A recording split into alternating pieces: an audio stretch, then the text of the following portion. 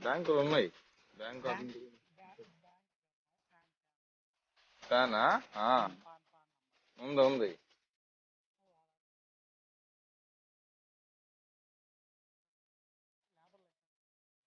ఆ,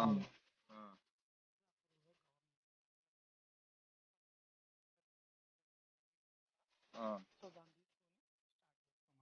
ఆ. దాన్ని పెట్టి కరెంట్ అకౌంట్ ఒకటి ఓపెన్ చేయమను. ఏదన్నా బ్యాంక్ లో జీరో అకౌంట్ ఇస్తారు, కరెంట్ సేవింగ్ కాదు, కరెంట్ అకౌంట్.